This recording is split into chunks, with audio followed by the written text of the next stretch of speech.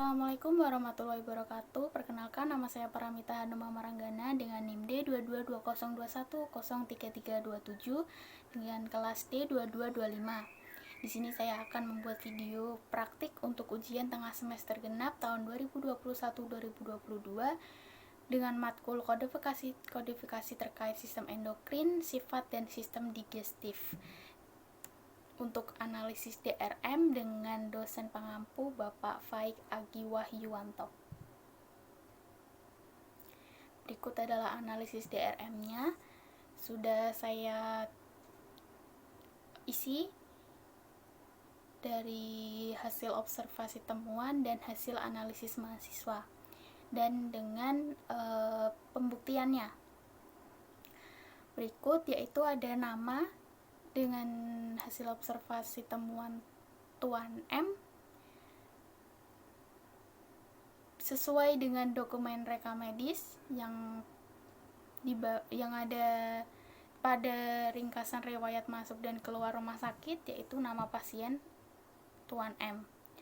Lalu tanggal lahir, usia 6 Mei 1954 dengan usia 62 tahun, jenis kelamin laki-laki, agama Islam, alamat di Minto Jiwo Dalam nomor 24 RT 2 RW 4 Semarang Barat.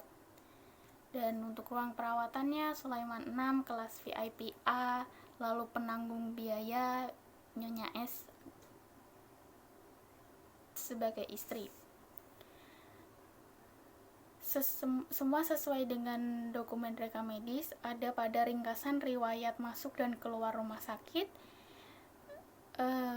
dengan lampiran nomor 2 dari 33 yang sudah dilampirkan pada soal. Lalu selanjutnya ada nomor DRM yaitu 29.14.87 sesuai dengan DRM, namun hanya tertera pada satu lembar DRM saja di halaman 5. Di halaman 5 di situ ada resum pasien pulang. Ada tertuliskan nama Tuan M dan nomor reka medis, lalu ada tanggal lahir. Lalu setelah itu ada DPJP atau dokter penanggung jawab pasien, yaitu dokter Sofa, sesuai dengan DRM reka medis, tetapi hanya tertera pada satu lembar DRM saja, yaitu pada halaman 15 dari 33 DRM yang dilampirkan,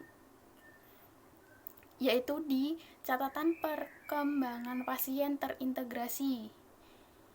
Di situ ada, jika ada apa-apa bisa lapor hasilkan ke dokter Sofa, bisa telepon, bisa call untuk ke dokter Sofa. Lalu selanjutnya PPJP atau perawat penanggung jawab pasien, yaitu Cika, sesuai dengan DRM tetapi hanya tertera pada satu lembar DRM saja di lampiran bernomor 30.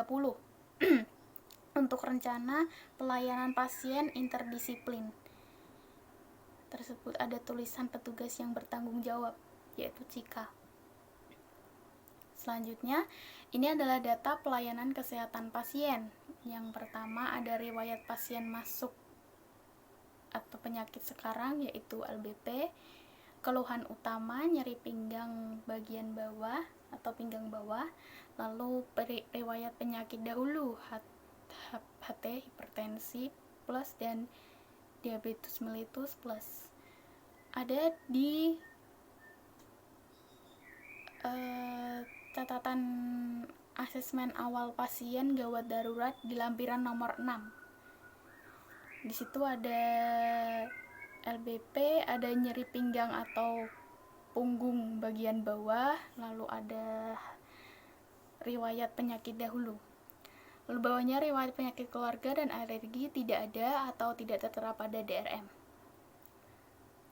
Untuk pemeriksaan fisik di tanda vital, tekanan darah 120/8, lalu ada suhu 37 derajat sesuai dengan DRM tetapi tidak lengkap seharusnya bisa diisi semua untuk kolom-kolom yang lain, jadi tidak hanya tekanan darah dan suhu.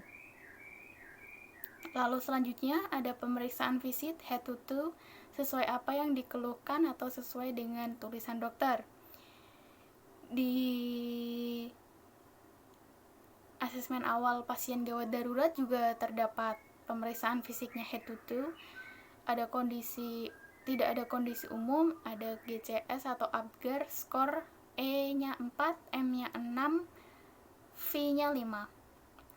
Lalu kepala bagian leher tertera dan ekstremitas atasnya tidak ada, namun ada ekstremitas bagian bawah yaitu toraks, pulmo dan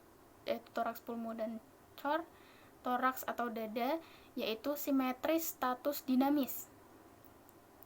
Lalu pulmo atau paru-paru, SD verikuler. Lalu ada ST, cor atau jantung, BJ12 murni. Lalu ada abdomen, datar, spell NT, BUN. Lalu untuk genitalia itu sesuai dengan DRM pasien. Genitalia keluhan pasiennya yaitu nyeri pinggang, punggung bagian bawah ya. Untuk pemeriksaan fisik tadi ada di lampiran ke-8. Lalu sekarang ada diagnosa utama yaitu DM tipe 2 atau diabetes mellitus tipe 2 sesuai dengan diagnosis. Diagnosa sekundernya yaitu spondylosis lumbilis sesuai dengan diagnosis dan sesuai dengan DRM yang terlampir. Lalu pemeriksaan penunjang yaitu lab TD sesuai dengan catatan medis pasien. Lalu ada tindakan pengobatan medis yaitu fisioterapi dan terapi ultracet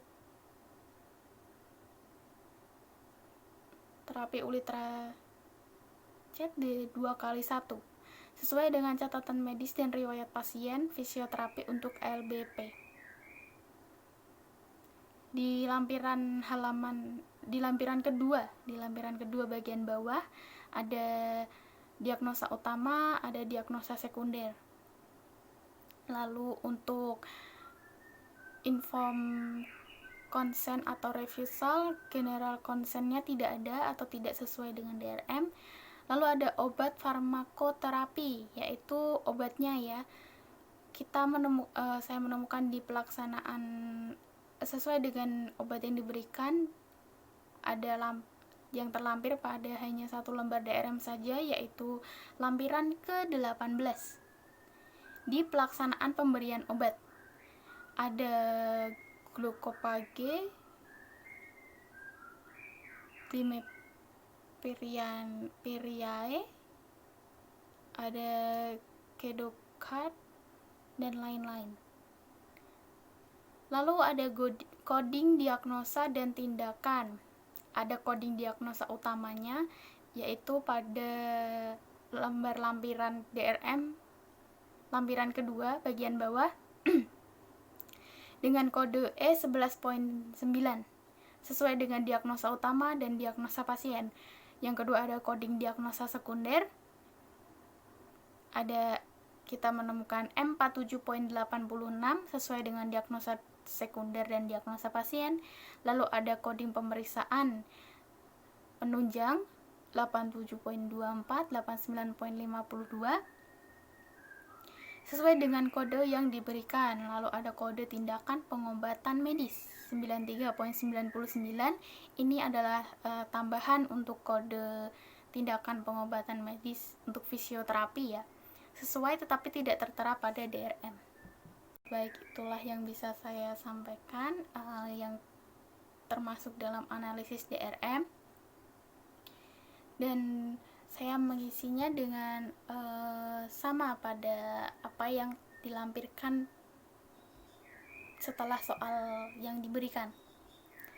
Kurang lebihnya mohon maaf. Wassalamualaikum warahmatullahi wabarakatuh. Terima kasih.